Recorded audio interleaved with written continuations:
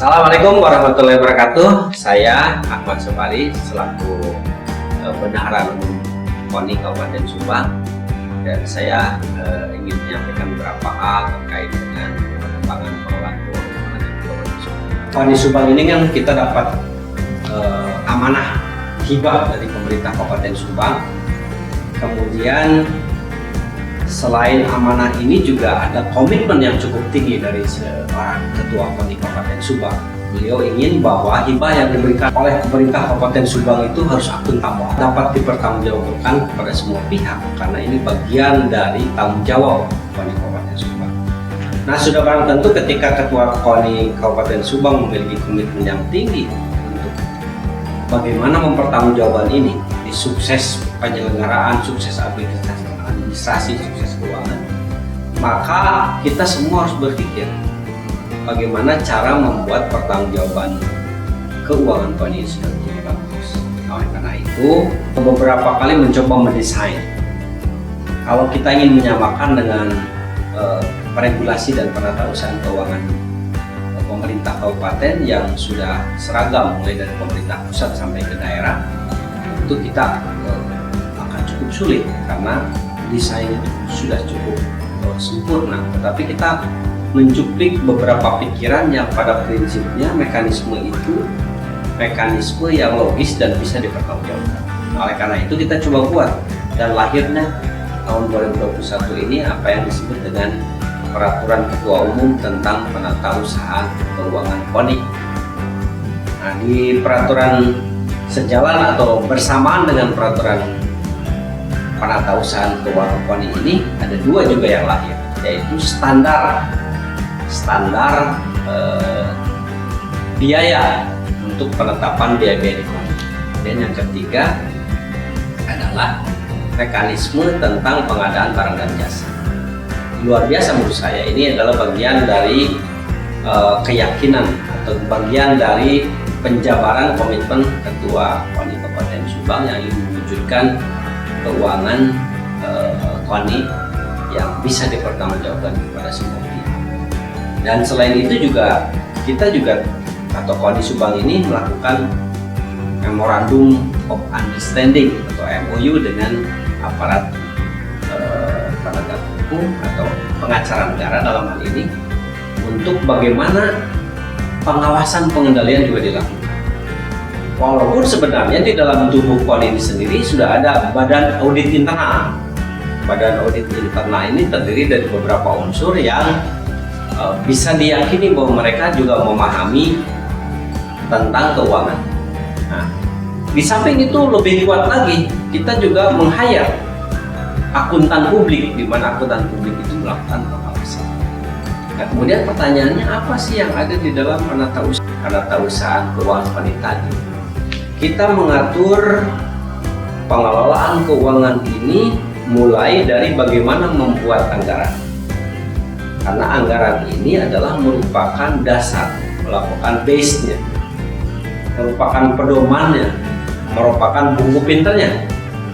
Dan pada saat menyusun anggaran ini, inilah yang kemudian kita ajukan kepada pemerintah Kabupaten Subang untuk dilakukan verifikasi.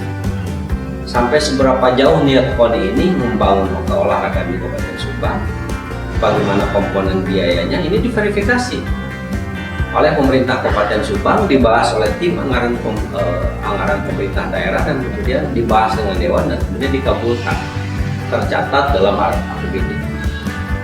Inilah yang menjadi dasar.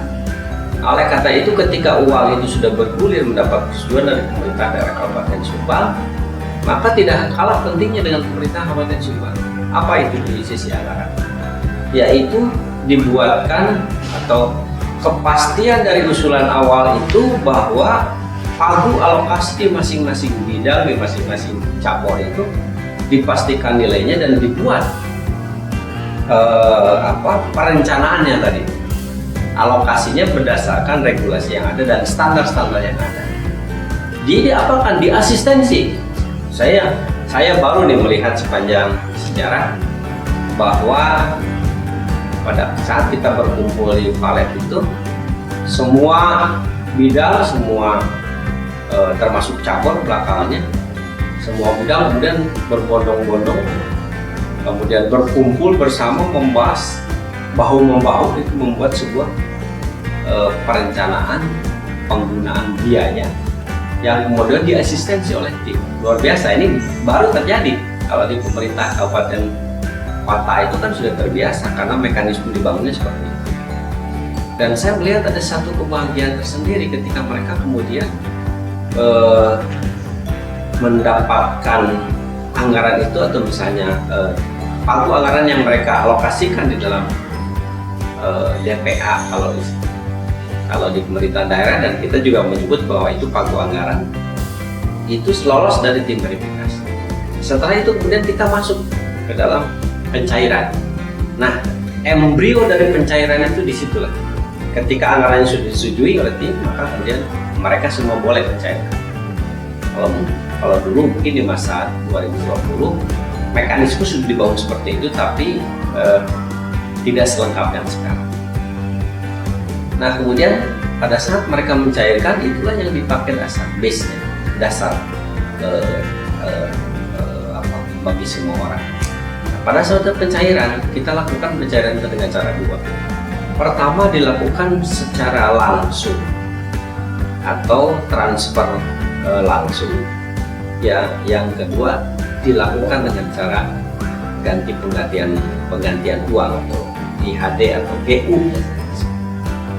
Jadi bagi yang langsung itu bagaimana? Setiap belanja yang sudah diyakini objek, nilai, dan lain sebagainya yang dikuatkan dengan sebuah keputusan atau dikuatkan dokumen tertentu, dan pada saat diberikan seperti itu, maka atlet yang sudah pasti, pelatih yang sudah pasti, cabang olahraga yang sudah jelas, termasuk belanja ke pihak ketiga yang sudah ada nilai kontraknya, maka kita keluarkan dengan cara belanja langsung atau LS. Jadi langsung kepada yang berhak, dan itu diberikan antar bank ke bank tanpa ada sentuhan dari bendahara, dari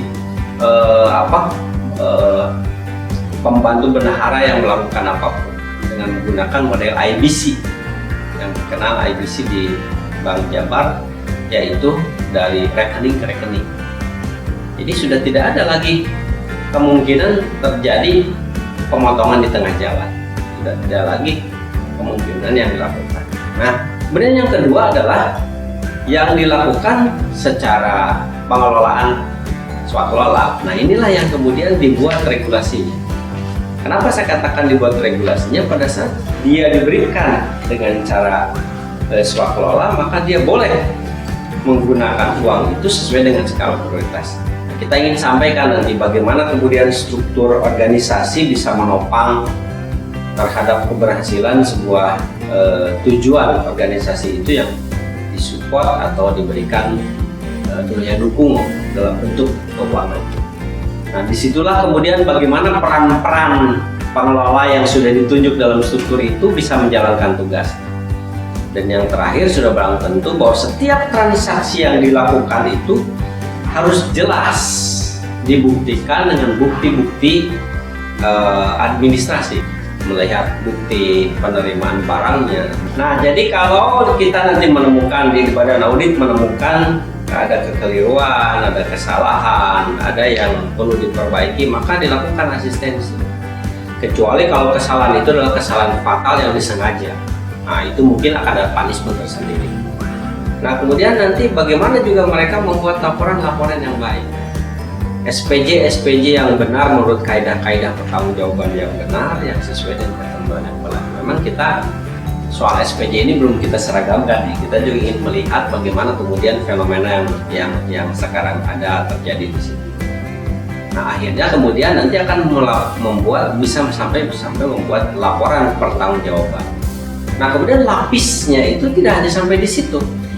Kita juga nanti akan menghadirkan akuntan publik untuk menguji kebenaran proses itu. Jadi bukan hanya dari kacamata kita saja, kacamata eksternalnya juga melihat seperti itu. Nah, jadi menarik sungguh, dan artinya bahwa teman-teman di semua pengelola organisasi olahraga ini tidak hanya berpikir bagaimana kemudian kita menghabiskan uang begitu saja walaupun tujuannya sudah benar, tapi bagaimana cara ini prosesnya juga benar dijalankan. Sehingga dengan demikian mudah-mudahan bahwa apa yang menjadi tujuan Ketua PONI membangun olahraga untuk mencapai prestasi yang sebesar-besarnya, apalagi kita menjadi tuan rumah di tahun 2022 ini, bisa lebih baik lagi dan bisa tercapai sesuai dengan keinginan. Oleh karena itu saya yakin tidak ada sesuatu yang tidak bisa dan tidak ada sesuatu yang sulit sepanjang kita mau belajar dan punya keinginan masing-masing. Jadi artinya saya mengajak pada teman-teman juga kita belajar bersama-sama. Mudah-mudahan dengan cara seperti itu maka